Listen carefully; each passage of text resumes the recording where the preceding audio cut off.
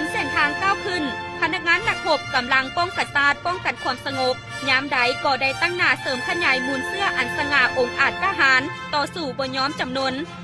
และยืนอยู่ในท่าเกี่ยมพร้อมเหตุสำเร็จทุกนาทีที่ภาครัฐประเทศชาติและประชาชนมอบหมายให้อย่างสมเกียรติ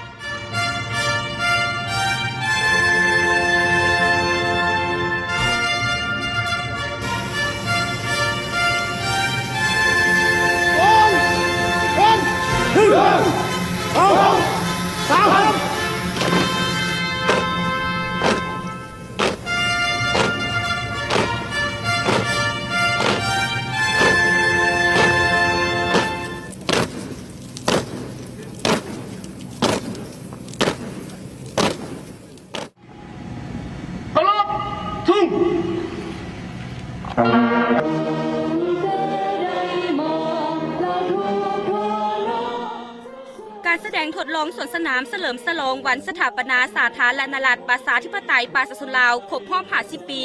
ประสานกองกำลังป้องกันศาสตร์ป้องกันความสงบครั้งที่ 2จัดขึ้นที่สนามวิทยาคารนายฐานบกกรมดำให้เกียรติเข้าร่วมโดยแม่สหายบุญทองจิตมณีรองประธานประเทศผู้ประจำการคณะเลขาธิการศูนย์กลางพรรค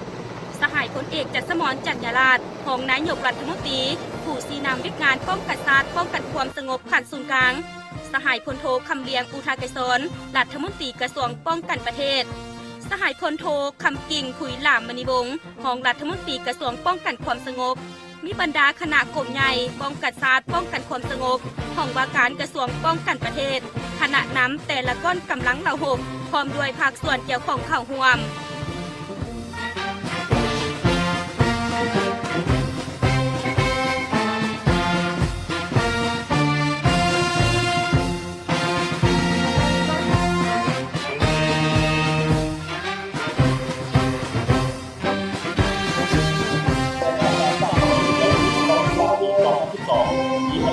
กำลังป้องกันศาสตร์ป้องกันความสงบเป็นกำลังที่แข็งแกร่งของการปฏิบัติเป็นกำแพงที่แน่นหนาในการปกป้องเอกราชอำนาจอธิปไตยและพื้นแผ่นดินอันครบถ้วนของชาติให้มันคงท่านผู้ชมในตอนเช้าวันที่6 พฤศจิก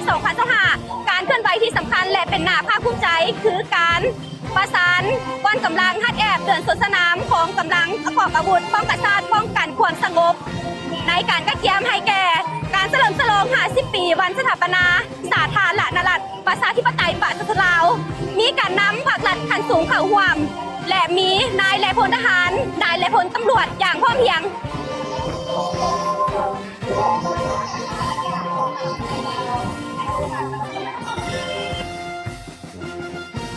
เพื่อเฮ็ดให้พิธีเฉลิมฉลองวันชาติที่2 ธันวาคมครบรอบ50 ปีดำเนินไปด้วยบรรยากาศแห่งศาสนาอันสง่าผ่าเผยเข้มแข็งเป็นระเบียบเรียบร้อยและจบงามสมเกียรติเรียบงานการฮัดแอบสวนสนามของกำลังป้องกันศาสตร์ป้องกันความสงบจึงมีความหมายความสำคัญเป็นอย่างยิ่งแสดงถึงไสยชนะแห่งการต่อสู้ปลดปล่อยศาสตร์ก็คือภารกิจแห่งการปกปักรักษาและสร้างสรรค์พัฒนาประเทศชาติความสามัคคีเป็นฝึกแทนของปวงชนลาวทั้งชาติและความเข้มแข็งของกำลังป้องกันชาติป้องกันความสงบเป็นการฝึกฝนล่อล้อมทางด้านทางกายจิตใจ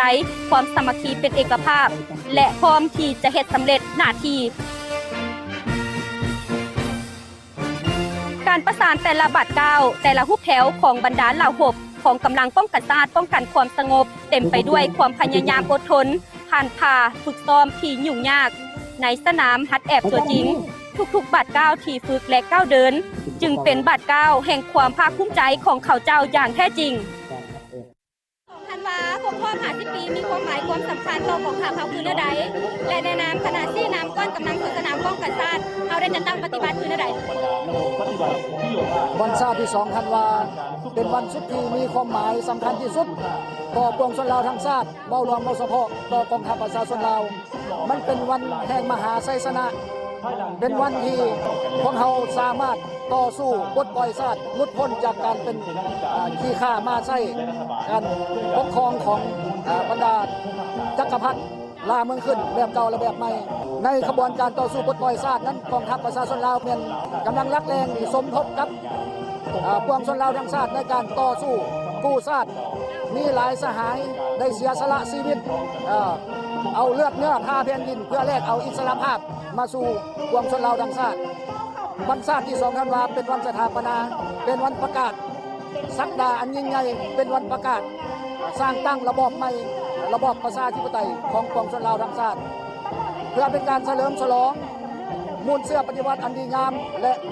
การเฉลิมฉลองวันชัยชนะดังกล่าวตลอดระยะผ่านมานี้ทางกองทัพของเราก็ได้รับหน้าที่มอบหมายจากพรรครัฐบาลในการเดินขบวนสวนสนามเฉลิมฉลองวันชัยชนะดังกล่าวซึ่งพวกเขาได้เริ่มต้นฮัดแอกมาตั้งแต่เดือนกันยาที่ผ่านมากับช่วงระยะการฮัดแอกไปเห็นได้ว่ามีหลายปัญหาทั้งข้อสะดวกและข้อยุ่งยากปัญหาต้นต่อในการยุ่งยากนั้นก็เนื่องจากว่าในช่วงระยะท้ายฤดูฝนการญาติเวลาฮัดแอกมันพบคนยุ่งยากเพราะว่าดินฟ้าอากาศบ่เอื้ออำนวยปานไหนแต่เนื่องจากน้ำใจความรับผิดชอบอันสูงส่งของพนักงานทางบกของพวกเราทุกภาคส่วนได้ผ่านพาทุกข้อยุ่งยากนานาประการพากัน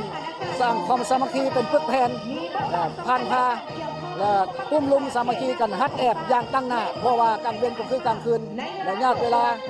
ภายหลังฮัดแอบแต่ละครั้งมีการสรุปถอนบทเรียนและแก้ไขข้อขัดตกบกพร่องมาฮอดปัจจุบันนี้เบ้าได้ว่าการฮัดแอบสวนสนามของกำลังกองทัพประชาชนลาวมีความพร้อมสูงพิเศษในมือนี้การเมืองการฮัดแอบประสานง่ายระหว่างกำลังของกระทรวงการต่างประเทศและกำลังป้องกันความสงบ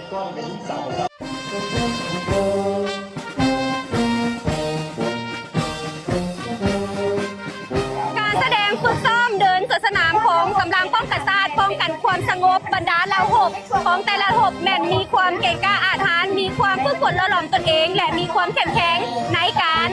เดินสวนสนามเข้าร่วมพิธีเฉลิมฉลองวันสถาปนาสาธารณรัฐประชาธิปไตยปราศจากลาวครบรอบ50 ปี